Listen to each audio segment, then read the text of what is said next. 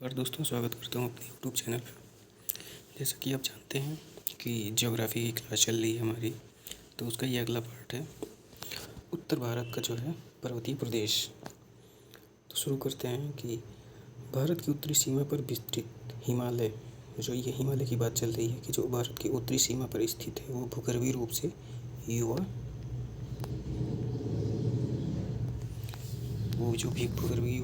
है और बनावट की जो दृष्टि से है वो नवीन वलित पर्वत है। तो कुल मिलाकर जो हिमालय है वो भूगर्भीय रूप से युवा है और नवीन पर्वत श्रृंखला है। ये जो पर्वत श्रृंखलाएँ हैं पश्चिम से पूर्व दिशा में सिंधु नदी से लेकर जो है ब्रह्मपुत्र नदी तक। सिंधु नदी जो कि पंजाब की तरफ जाए सिंधु नदी जो है जम्मू कश्मीर के आसपास, मतलब इस पूर्वी एरिया से होके जो है पश्चिम से, और ये जो और ये जो ब्रह्मपुत्र है ये पूर्व दिशा की ओर बहती हुई है। ये दोनों जो है पूर्व और पश्चिम की जो है सीमा बनाती हैं।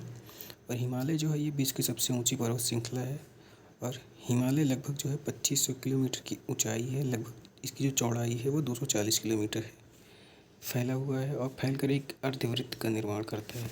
तो जो हिमालय बना हुआ है, हिमालय के एक्चुअली में आकार ऐसा है, कुछ ऐसा ऐसा ऐसा है। यहाँ पे जम्मू कश्मीर एरिया हो जाता है और यहाँ पे जो है अरुणाचल प्रदेश वगैरह हो जाता है। तो वो कहता है कि इसकी जो चौड़ाई है कश्मीर में तो क्या कहते हैं कि 400 है और अरुणाचल प्रदेश में वो है कम है। मतलब कि जो पश्चिम साइड है जो कश्मीर में, उसकी जो हिमाचल है उसकी चौड़ाई जो है 400 है और अरुणाचल प्रदेश की तरफ जो है वो कम हो जाती है, 150 ही है। भारत के प्रमुख हिमालयी अर्थात राज्य केंद्र शासित प्रदेश जम्मू कश्मीर, मतलब कहाँ कहाँ पे हिमालय का विस्तार है। तो जम्मू कश्मीर हो गया, लद्दाख, हिमाचल प्रदेश, उत्तराखंड, पश्चिम बंगाल के ऊपर जो है सिक्किम, उत्तराखंड हो गया, अरुणाचल प्रदेश, मेघालय, नागालैंड और नीचे भी जो है म्यांमार से जो लगे राज्य जैसे कि मेघालय, नागालैंड, मणिपुर, मिजोरम और त्रिपुरा हैं। इसके अलावा असम और पश्चिम बंगाल के पहाड़ी क्षेत्र में भी जो इसके अंतर्गत आते हैं, जो हम कह रहे थे आपसे।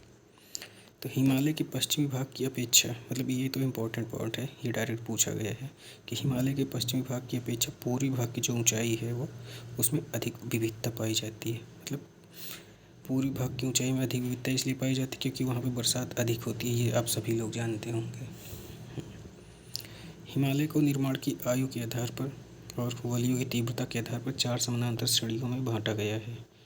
तो वो क्या है कि जैसे ट्रांस हिमालय हो गया, तिब्बत के क्षेत्र में है, बृहद हिमालय, महान हिमालय, और लघु हिमालय से मध्य हिमालय भी कहते हैं, और बाह्य हिमालय जिसे शिवालिक कहते हैं।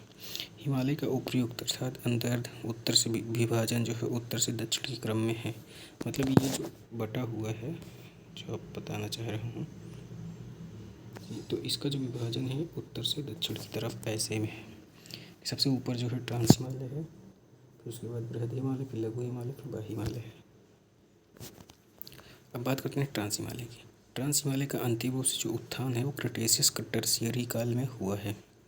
इस प्रकार यह हिमालय की सबसे प्राचीन श्रृंखला है और हिमालय की अन्य श्रेणियों का जो उत्थान है वो टर्शियरी काल के विभिन्न युगों में हुआ है। ठीक है, जिसमें बृहद हिमालय या महान हिमालय, हिमालय की दूसरी, मतलब दिखा हुआ है कि बृहद हिमालय जो महान हिमालय है ये हिमालय की दूसरी और प्राचीन श्रेणी है। ठीक है, जिसका निर्माण ओलिगोशीन में हुआ है, जहाँ उसका निर्माण जो देखिए क्रेटेशियस टर्शियरी काल में हुआ है, वही जो है ये बृहद हिमालय का जो निर्माण है वो ओलिगोशीन युग में हुआ। उसके पश्चात जो लघु हिमालय उसका निर्माण जो है मध्यमायोशीन युग में हुआ, तथा शिवालिक ये जो है सबसे नवीनतम श्रेणी है, इसका जो निर्माण है वो प्लायोसीन युग में हुआ है। और ये सब मैचिंग में भी क्वेश्चन आते रहते हैं और आया हुआ है। हिमालय के उत्तरी भाग में स्थित जो श्रृंखला को महान हिमालय, हिमालय के उत्तरी भाग में जो स्थित श्रृंखला है उसको महान या आंतरिक हिमालय या हिमाद्री भी कहते हैं। यह सबसे अधिक सतत श्रृंखला है जिसमें लगभग 6000 मीटर की औसत ऊंचाई वाले सर्वाधिक ऊंचे शिखर हैं। हम थोड़ा सा ये स्ट्रक्चर देख लेते हैं। जैसा कि हम बता रहे थे कि ये ऐसे है, देखिए ये तो उसकी श्रेणियाँ बताई गई हैं। काराकोरम श्रेणी, लघु हिमालय श्रेणी, पीरपंजाल श्रेणी, धौलाधार श्रेणी और शिवालिक श्रेणी। ये इनका ये हिमालय का विस्तार दिया गया है। ये जो स्ट्रक्चर पूरा दिया हुआ है ये हिमालय का ही है। हिमालय ऐसे जो है फैला हुआ है, इधर है यहाँ तक म्यांमार। तो इधर जो है सिंधु नदी और इधर जो है ब्रह्मपुत्र नदी। और इधर देखिए जो है जो ऊंचाई है वो ज़्यादा है और यहाँ कम है, लेकिन यहाँ पे विविधता अधिक है, इस एरिए में विविधता अधिक है। कहते हैं कि महान हिमालय में स्थित जो एवरेस्ट है वो विश्व की सर्वोच्च चोटी है और यह नेपाल और तिब्बत की सीमा पे है। मतलब कि जो एवरेस्ट है वो नेपाल और तिब्बत की सीमा पर है। और कंचनजंगा हिमालय पर्वत श्रृंखला में स्थित विश्व की तीसरी चोटी है और भारत की जो है दूसरी चोटी है। पहली तो केटू गाढ़वी नास्टिन, यह पूर्व में तीस्ता नदी और पश्चिम में तामू नदी के बीच स्थित। कंचनजंगा पूर्वी नेपाल और भारत के सिक्किम राज्य की सीमा पर स्थित है। अन्नपूर्णा की स्थिति पर जो है उत्तर मध्य नेपाल में है और धौलागिरी भी नेपाल के मध्य में ही स्थित है। जो महान हिमालय है के वलय की जो प्रकृति है वो असममित है, जबकि जो ट्रांस हिमालय जो था उसकी सममित थी। आगे देख लेते हैं कि हिमालय के इस भाग का जो निर्माण है वो क्रोड से बना हुआ है। यह श्रृंखला जो है महान हिमालय जो है ये हमेशा बर्फ़ से ढकी रहती हैं और बर्फ़ें जो हैं उत्तर पूर्वी हिम नदियों का उत्तर पूर्वी बोले तो जो गंगा हो गई, यमुना हो गई, इन नदियों का उत्तर पूर्वी ऐसे हो जाता है। उत्तर पूर्वी, उत्तर से पूरब की ओर बहाव है होता है। अब अगला है कि जो महान हिमालय स्थित एवरेस्ट, ये तो हम यहाँ तक पढ़ चुके हैं, ग्रेनाइट का बना हुआ है। हिमालय देखो यहाँ से प्रश्न तो आपको रिपीट करा देंगे कि महान हिमालय की जो वलय की प्रकृति है वो असममित है। हिमालय के इस भाग का जो निर्माण है वो ग्रेनाइट से हुआ है। यह श्रृंखला हमेशा बर्फ से ढकी रहती है और इसमें जो है इसमें बहुत सी नदियों का प्रवाह होता है, इसलिए हिमालय से निकलने वाली जो नदियाँ होती हैं वो सतत वाहिनी होती हैं। महान हिमालय के दक्षिण में स्थित श्रृंखलाओं को लघु हिमालय, मतलब महान हिमालय के नीचे में लघु हिमालय या मध्य हिमालय कहा जाता है, जिसका निर्माण अत्यधिक संपीड़ित तथा परिवर्तित जो शैलों से हुआ है। इसकी जो ऊंचाई है वो 3700 मीटर से 4500 मीटर के बीच में है तथा चौड़ाई कम है, 60 से 80 किलोमीटर है। मध्य हिमालय में पीर पंजाल श्रृंखला सबसे लंबी श्रृंखला है, नोट कर लीजिएगा। ये क्वेश्चन डायरेक्ट पूछा जा सकता है कि मध्य हिमालय में जो सबसे लंबी श्रृंखला कौन सी है। तो और दूसरा क्या कह रहा है कि अगला पॉइंट है कि धौलाधार और महाभारत श्रेणियाँ भी इसी में ही स्थित है।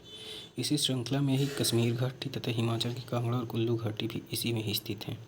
मतलब ये जो इतना पार्ट है मध्य हिमालय में, देखो मध्य हिमालय में क्या क्या स्थित है। तो मध्य हिमालय में पीर पंजाल श्रृंखला है, धौलाधार है, महाभारत श्रेणी है, कश्मीर घाटी है और कुल्लू और कांगड़ा घाटी जो है वो मध्य हिमालय में स्थित है। हिमालय की सबसे बाहरी जो श्रृंखला है उसको शिवालिक कहा जाता है। इसकी चौड़ाई 10 से 50 और ऊंचाई जो है लगभग 900 से 1100 मीटर के ही बीच है। ये श्रृंखलाएं उत्तर में स्थित मुख्य हिमालय की श्रेणियों से नदियों द्वारा लाई गई संपीड़ित, मतलब कि ये नदियों द्वारा अवसादों से बनी हुई हैं। निम्न हिमालय जो है अर्थात लघु हिमालय तथा शिवालिक के बीच में जो होता है, मतलब कि लघु हिमालय और शिवालिक के बीच में लंबुत घाटी पाई जाती हैं, जिसको दून के नाम से जाना जाता है। जैसे कुछ प्रसिद्ध दून हो गए, देहरादून, कोटली दून, पाटली दून। शिवालिक क्षेत्र के गिरिपाद में, मतलब जो शिवालिक सबसे निचली श्रेणी है उसके गिरिपाद में क्या होता है कि पश्चिम में सिंधु से पूर्व में तीस्ता के बीच जो सिंधु से लेकर तीस्ता के बीच जो समतल मैदान है उसको भाबर क्षेत्र कहा जाता है। भाबर क्षेत्र जो समांतर 8 से 16 किलोमीटर चौड़ी हिमालयी नदियों द्वारा अचानक ढालभंग होने के कारण शिवालिक अग्र क्षेत्र में की गई कंकड़ और बजरी के जमाव से निर्मित मेखला है। कंकड़ और बजरी की सांद्रता जो है इतनी होती है इस क्षेत्र में कि पूरी की पूरी नदियाँ जो हैं समाहित हो जाती है। मतलब कि जो कहने का सार ये है कि जो शिवालिक का गिरिपाद क्षेत्र है वहाँ पे इतना कंकड़ पत्थर होता है कि जो हिमालय से निकलने वाली नदियाँ होती हैं वो यहाँ पे लुप्त हो जाती हैं और धरातल पर केवल क्या है, सूखी घाटी दिखाई देती। कभी कभी जैसे कि हम देखते हैं कि जब कंकड़ पत्थर से कोई पानी बहता है तो पानी जो है कंकड़ पत्थर के नीचे से बहता है और ऊपर कंकड़ हमको दिखाई देते रहते हैं, पानी की मात्रा बहुत कम दिखाई देती है। यही कहने का मतलब है। कह रहे हैं कि भारत जो है भाबर मैदान की जो चौड़ाई है वो पूर्व में कम और पश्चिम में अधिक पाई जाती है। पूर्व में कम बोले तो अरुणाचल प्रदेश साइड कम पाई जाती है, और इधर जम्मू कश्मीर हिमाचल प्रदेश साइड जो है उत्तराखंड साइड अधिक पाई जाती है। भाबर के दक्षिण में 15 से 30 किलोमीटर मतलब हल्का सा भाबर के ही दक्षिण में दलदली मैदान होता है जिसे तराई कहते हैं। महान हिमालय के उत्तर में ट्रांस हिमालय स्थित है। पामीर की गांठ ट्रांस हिमालय में ही स्थित है। काराकोरम, लद्दाख और जास्कर, ये जो तीनों श्रृंखलाएं हैं ट्रांस हिमालय का ही भाग है। हिंदू धर्म का जो पवित्र कैलाश पर्वत है वो ट्रांस हिमालय पर्वतमाला के हिस्से में ही स्थित है। हिमालय को पश्चिम से पूर्व तक स्थित क्षेत्रों को आधार पर भी विभाजित किया गया। इन वर्गीकरणों को नदी घाटियों की सीमाओं के आधार पर किया गया। उदाहरण के लिए सतलज एवं सिंधु के बीच जो हिमालय है उसको पंजाब हिमालय के नाम से जाना जाता है। मतलब सिंधु और सतलज के बीच कौन सा हिमालय आ जाएगा, तो पंजाब हिमालय आ जाएगा। और पश्चिम से पूर्व तक क्रम से इसे कश्मीर हिमालय, हिमाचल हिमालय के नाम से भी जाना जाता है। सिंधु, सतलज, काली, देखो इसका सीक्वेंस ये है कि हम बताएं इसका सीक्वेंस ऐसे आएगा। सिंधु, सतलज, काली, तीस्ता, दियाम, ये क्रम है। इसमें आपको कुमाऊं क्या बोलते हैं कि पंजाब हिमालय आ जाएगा, इसमें कुमाऊं हिमालय आ जाएगा, असम हिमालय आ जाएगा, सिक्किम और पंजाब, असम, कुमाऊं और मतलब ऐसे ही याद करना है अभी एक जगह याद। तो पंजाब हो गया, कुमाऊं हिमालय, हाँ नेपाल और तीस्ता, ध्यान के बीच असम हिमालय, हम बीच में छोड़ दे रहे थे। फिर से बता देते हैं कि सिंधु, सतलज, काली, तीस्ता, यहाँ पे कश्मीर या पंजाब हिमालय, इसे कश्मीर हिमालय और हिमाचल प्रदेश के नाम से जाना जाता है। और इधर कुमाऊं हिमालय, नेपाल और असम। कह रहा है कि सतलज तथा काली नदियों के बीच स्थित जो हिमालय के भाग को कुमाऊं हिमालय के नाम से भी जाना जाता है। और काली तीस्ता के बीच के भाग को जो है नेपाल हिमालय के नाम से आता है। तो तीस्ता और दिहांग के बीच की जो स्थित मैदान है उसको हिमाचल हिमालय के नाम से जाना जाता है। ब्रह्मपुत्र नदी जो है ये ब्रह्मपुत्र नदी हिमालय की सबसे पूर्वी सीमा बनाती है। और दिहांग महाखड्ड को कुमाऊं हिमालय के नाम से भी जाना जाता है।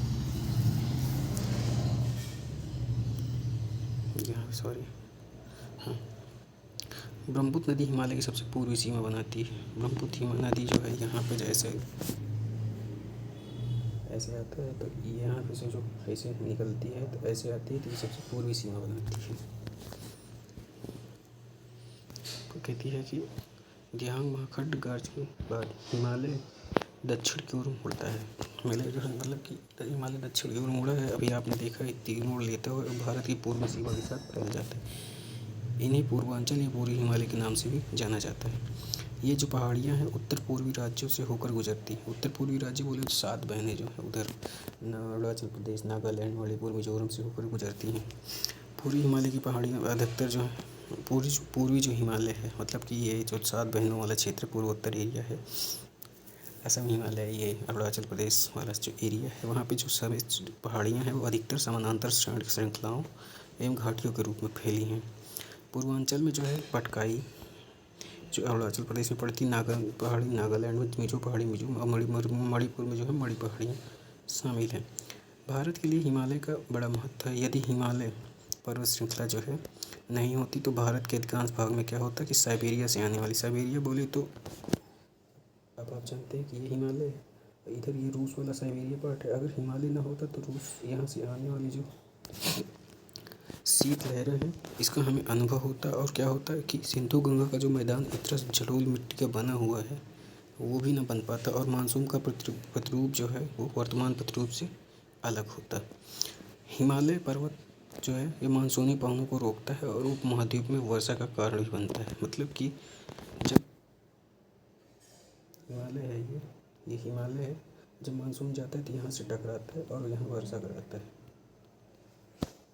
ये भी कह रहा है कि हिमालय पर्वत मानसूनों को रोककर उपमहाद्वीपीय में वर्षा कराने का कारण बनता है। साथ ही हिमालय क्षेत्र से प्रवाहित होने वाली सिंधु, गंगा और उसकी सहायक नदियाँ अपर्दन अपनी छिपड़ के द्वारा क्या करती हैं कि जलोढ़ मैदान का निर्माण भी करती हैं। अब थोड़ा सा बात करते हैं अटल टनल। अटल टनल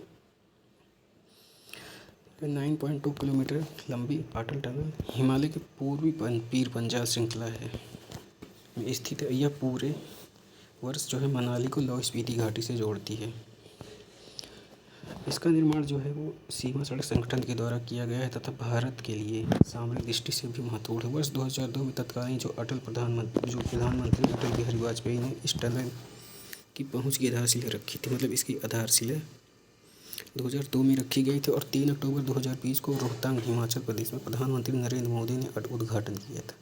मतलब कि जो अटल टनल की तो आधारशिला तो ये रखी थी अटल बिहारी वाजपेयी जी ने, ठीक है। इसकी आधारशिला रखी किसने? अटल बिहारी वाजपेयी जी ने, जबकि इसका उद्घाटन कौन कर रहा है? प्रधानमंत्री नरेंद्र मोदी जी। तो अब थोड़ा सा हम सार बताते हैं कि हिमालय का निर्माण किस काल में हुआ है। तो ट्रांस हिमालय का जो निर्माण हुआ है वो क्रिटेशियस टर्शियरी काल में हुआ है। बृहद हिमालय का ओलिगोशीन, मध्य लघु हिमालय का मायोसीन और शिवालिक हिमालय का प्लायोसीन में हुआ है। तो ये आज का हमारा चैप्टर 4th क्लास थी और इसी के साथ हम क्लास को समाप्त करते हैं और आपको मिलते हैं अगले क्लास में। अगर आपको मेरी क्लास अच्छी लगती है तो लाइक करें, शेयर करें, सब्सक्राइब करें। धन्यवाद।